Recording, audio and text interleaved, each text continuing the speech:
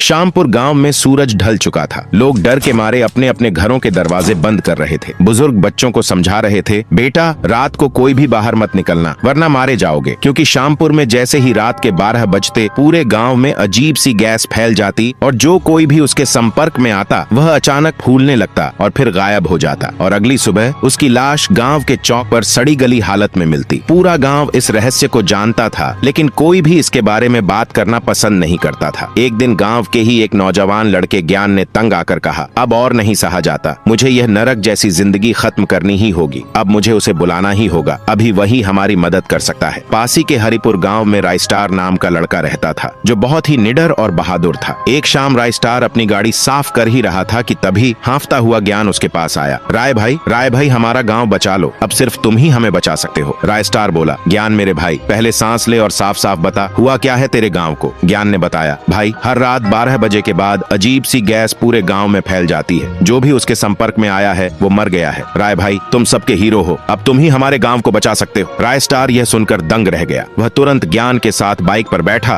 और गांव की ओर निकल पड़ा। रात होते होते दोनों गांव पहुंच गए। ज्ञान ने घबराकर सबसे पहले दरवाजा बंद किया और बोला, भाई जरा संभल कर रहना। रायस्टार हंसकर बोला, सब मुझे पर छोड़ दो। 12 बजते ही रायस्टार ने मास्क पहना और धीरे धीरे दरवाजा खोलकर बाहर निकला। पूरा गाँव गैस के गुब्बार में डूबा था। रायस्टार पूरी रात गैस की जांच करता रहा, लेकिन सुबह जब घर आया तो दंग रह गया। ज्ञान का शरीर फूल चुका था और वह अधमरी हालत में बिस्तर पर पड़ा था। रायस्टार समझ नहीं पाया। वह तुरंत उसे बाइक पर डालकर अस्पताल ले गया और डॉक्टर से बोला, पैसों की चिंता मत करना, बस मेरे भाई को बचा लो। डॉक्टर बोला, रायस्टार भाई तुम्हारे भाई को बचाना असंभव है, उसके फेफड़ों में भारी मात्रा में गैस भर चुकी है। रायस्टार को याद आया, कल रात लौटने के बाद उसने दरवाजा बंद करना भूल गया था। उसका दिल टूट गया। वह फूट फूट कर रो पड़ा और ने कसम खाई, मैं इस गैस का राज जरूर खोलूंगा। अगले दिन रायस्टार पास के गांव रूपनगर गया। वह हर घर जाकर पूछताछ करता रहा, लेकिन कोई सुराग नहीं मिला। शाम को थककर वह एक ढाबे पर पहुंचा। वहां एक बूढ़ा चाय पीते हुए बोला, ये गैस पास की फैक्ट्री से आती है बेटा, वहां जहरीली दवाइयां बनती हैं और उस फैक्ट्री का मालिक कोई और नहीं बल्कि खूंखार गुंडा तुंग तुंग है। रायस्टार हक्का बक्का रह गया। वह बिना देर किए फैक्ट्री पहुंचा। हजारों मजदूर मशीनों पर काम कर रहे थे और फैक्ट्री का धुआं सीधा गाँव की तरफ जा रहा था। रायस्टार अंदर गया और तुंग तुंग से बोला, तुंग तुंग ये फैक्ट्री बंद कर दे, तेरे धुएं की वजह से लाखों लोग मर रहे हैं। तुंग तुंग हंसकर बोला, मैं क्यों बंद करूं, जो करना है कर ले। रायस्टार निराश होकर वहां से चला गया। अगले दिन उसने गांव वालों के साथ एक प्लान बनाया। रात को मास्क पहनकर फैक्ट्री पहुंचा और एक एक करके सारी मशीनें उखाड़कर गांव ले आया। अगली सुबह तुंग तुंग फैक्ट्री पहुंचा तो हैरान रह गया। पूरी फैक्ट्री खाली थी। उसने अपने आदमियों से पूछा, कितने आदमी थे। एक मजदूर डरते डरते बोला, मालिक अकेला रायस्टार। तुंग तुंग गुस्से से दहाड़ा, अकेला रायस्टार और तुम 5 मिलकर भी उसका कुछ नहीं बिगाड़ पाए,